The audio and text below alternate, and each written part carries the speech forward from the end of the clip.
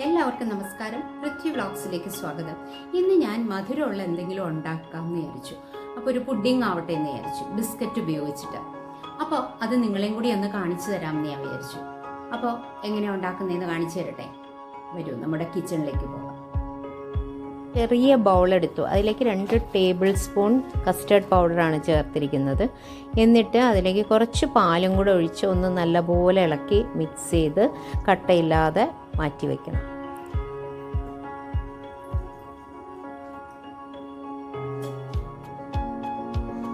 നല്ലപോലെ ഇളക്കി കൊടുത്തോളൂ. എപ്പം ഒട്ടും കട്ടയില്ലാതെ നമുക്ക് കിട്ടും. ഇനി അതവിടെ ഇരിക്കട്ടെ. ഇനിയും അടുത്തതായിട്ട് ബിസ്ക്കറ്റാണ് എടുത്തിരിക്കുന്നത്. മാരി ഗോൾഡ് എന്നൊക്കെ പറഞ്ഞ ആരോ റൂട്ടിൻ്റെ ബിസ്ക്കറ്റ് എടുത്തിരിക്കുന്നത്. ഒരു 10-12 ബിസ്ക്കറ്റ് വേണ്ടി വരും. ഇതിപ്പം വേറെ ഏതെങ്കിലും ടൈപ്പ് ബിസ്ക്കറ്റ് ആയാലും കുഴപ്പമൊന്നുമില്ല. ഇത് ഞാനൊരു മീഡിയം മധുരമല്ലേ ഉണ്ടാവുള്ളൂ, അതുകൊണ്ടാണ് ഇതെടുത്തത്. ഇനി അടുത്തതായിട്ട് ഈ പുഡിംഗ് സെറ്റ് ചെയ്ത് വെക്കാനായിട്ടുള്ള ഒരു പാത്രം, അതായത് ഞാനൊരു ഗ്ലാസ് വെയറാണ് എടുത്തിരിക്കുന്നത്. ഒരു റെക്റ്റാങ്കിൾ ഷേപ്പിലുള്ള അതൊന്ന് ഗ്രീസ് ചെയ്ത് വെക്കണം. ഞാൻ നെയ്യാണ് ഉപയോഗിക്കുന്നത്. അതൊന്ന് എല്ലായിടത്തും ഒന്ന് സ്പ്രെഡ് ചെയ്ത് മാറ്റി വയ്ക്കാം. ഒരു നോൺ സ്റ്റിക്ക് പാൻ വെച്ചിട്ട് അതിലേക്ക് കുറച്ച് നെയ്യ് ഒഴിച്ചു കൊടുക്കണം. നെയ്യ് ഒന്ന് ചൂടായി കഴിയുമ്പോൾ കാഷ്യൂ നട്ട്സും ബദാം പിസ്ത ഇത് 3ഉം ഞാൻ നീളത്തിൽ സ്ലൈസ് ചെയ്ത് വെച്ചിട്ടുണ്ട്. അത് ഇതിലേക്ക് ഇട്ട് കൊടുക്കണം. ഒന്ന് സോട്ട് ചെയ്തെടുത്താൽ മതി.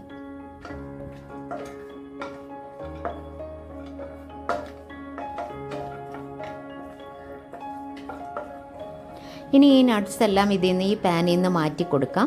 അത് കഴിഞ്ഞിട്ട് സെയിം പാൻ, ഇനി കഴുകൊന്നും വേണ്ട, അതിലേക്ക് തന്നെ പാലൊഴിച്ചു കൊടുക്കാം. ഞാൻ നേരത്തെ കാച്ചി വെച്ചിരുന്ന പാലാണ് എടുത്തിരിക്കുന്നത്. 1/2 ലിറ്റർ പാലാണ് ആകെ എടുത്തിരിക്കുന്നത്.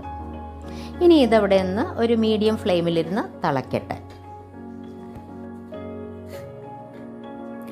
ഇനി പുഡിംഗ് സെറ്റ് ചെയ്യാനുള്ള ചില്ല് പാത്രത്തിലേക്ക് നമുക്ക് ഇതിൻ്റെ ബിസ്ക്കറ്റെല്ലാം നിരത്തി വെച്ച് കൊടുക്കാം. വേണമെങ്കിൽ ഇതൊന്ന് മിക്സിയിലിട്ടൊന്ന് ക്രഷ് ചെയ്ത് ഒരു ലെയറാക്കി വെക്കാം. ഞാൻ പക്ഷേ അങ്ങനെ ചെയ്തില്ല. ബിസ്ക്കറ്റായിട്ട് തന്നെ അത് എല്ലാ ഇതിലും ഫില്ല് ചെയ്തൊക്കെ വെച്ചു. അത് കട്ട് ചെയ്തൊക്കെ സ്പേസ് ഉള്ളിടത്തൊക്കെ വെച്ചു കൊടുത്തു. ഇനിയും പാല് ഇവിടെ പതുക്കെ തിളച്ച് വരുന്നുണ്ട്. ബിസ്ക്കറ്റ് എല്ലാം നിരത്തി ഇട്ട് കൊടുക്കണം. ബിസ്ക്കറ്റ് എല്ലാം നിരത്തി വെച്ചു. ഇനി അത് കഴിഞ്ഞിട്ട് ഈ പാനിലേക്ക് നമ്മൾ പഞ്ചസാര ചേർത്ത് കൊടുക്കണം. പാലിലേക്ക് തിളച്ചുകൊണ്ടിരിക്കുകയാണ്. അതിലേക്ക് ഒരു 3 ടേബിൾ സ്പൂൺ പഞ്ചസാര ചേർത്ത് കൊടുക്കുന്നുണ്ട്. ഇനി ഒന്ന് ഇളക്കി കൊടുക്കണം.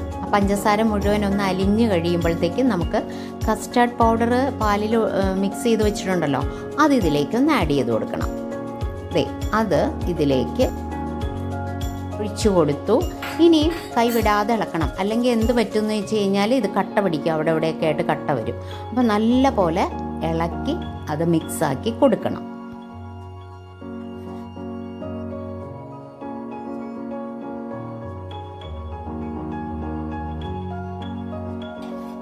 കണ്ടൻസ്ഡ് മിൽക്ക് ഒന്ന് നല്ലപോലെ ഇളക്കി യോജിപ്പിച്ച് കഴിഞ്ഞപ്പോഴത്തേക്കും 2-3 ഡ്രോപ്പ് വാനില എസൻസ് ചേർത്തു. വീണ്ടും ഒന്ന് ഇളക്കി നല്ലപോലെ കട്ടയില്ലാതെ ഇളക്കി കൊടുത്തു. നല്ലപോലെ ഇളക്കിക്കൊണ്ടിരിക്കണം, കട്ട പിടിക്കരുത്. അധികം സമയം വേണ്ട. അത് കഴിഞ്ഞപ്പോൾ ഞാൻ നമ്മൾ നെയ്യിൽ സോട്ട് ചെയ്ത് വെച്ചിരുന്നില്ലേ, ആ നട്ട്സ് എല്ലാം ഇതിലേക്ക് ഇട്ട് കൊടുത്തു. അതിൽ കുറച്ച് മാറ്റി വെച്ചിട്ടുണ്ട്. അത് ടോപ്പിങ്ങിലിടാൻ വേണ്ടിയിട്ട് കുറച്ച് മാറ്റി വെച്ചിട്ടുണ്ട്. ബാക്കിയുള്ളത് ഇതിലിട്ട് ഒന്ന് ഇളക്കി കൊടുത്തു. കാരണം എന്താണെന്ന് വെച്ചാൽ നമ്മൾ ഈ പുഡിങ് കഴിക്കുമ്പോൾ അതിൻ്റെ ഇടയ്ക്ക് പിടിച്ച് കടിക്കുന്നത് നല്ലതാണല്ലോ നട്ട്സ്, അതുകൊണ്ട്. ഇനി നല്ലപോലെ ഇളക്കി യോജിപ്പിച്ചു. അപ്പോൾ ഇത് നല്ലപോലെ കുറുകി വന്നിട്ടുണ്ട്. അപ്പോൾ ഈ ബിസ്ക്കറ്റ് നിരത്തി വെച്ചിട്ടുണ്ടല്ലോ, അതിലേക്ക് അതിൻ്റെ മുകളിലേക്ക് ഒഴിച്ചു കൊടുക്കണം. ഒരു പകുതി ഒഴിച്ചു കൊടുത്താൽ മതി. ബാക്കിയുള്ളത് അവിടെ ഇരിക്കട്ടെ. ഇനി അടുത്ത ഒരു ലെയറും കൂടി ഞാനിതിൽ ബിസ്ക്കറ്റ് സെറ്റ് ചെയ്ത് വെച്ചു.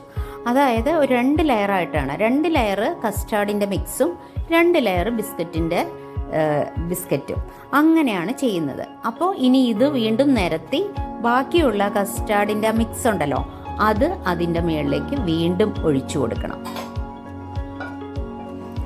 ബാക്കിയുള്ള മിക്സും കൂടെ അതിൻ്റെ മുകളിലേക്ക് ഒഴിച്ചു കൊടുത്തു. ഒന്ന് നല്ല പോലെ ഒന്ന് ലെവൽ ചെയ്തു. അത് കഴിഞ്ഞിട്ട് നമ്മൾ ആ ബാക്കി വന്നിരുന്ന കുറച്ച് നട്ട്സൊക്കെ ഉണ്ടല്ലോ, അത് അതിൻ്റെ ടോപ്പിലൊന്ന് ഇട്ട് കൊടുത്തു. കണ്ടോ, എല്ലാം കൂടി ഒന്ന് ബാക്കി വന്നത് മുഴുവൻ അതിൻ്റെ ടോപ്പിലേക്ക് ഇട്ടൊന്ന് തൂവിക്കൊടുത്തു. എല്ലായിടത്തും ഒരേപോലെ സ്പ്രെഡ് ചെയ്തക്ക വിധത്തിൽ ഇട്ട് കൊടുത്തു.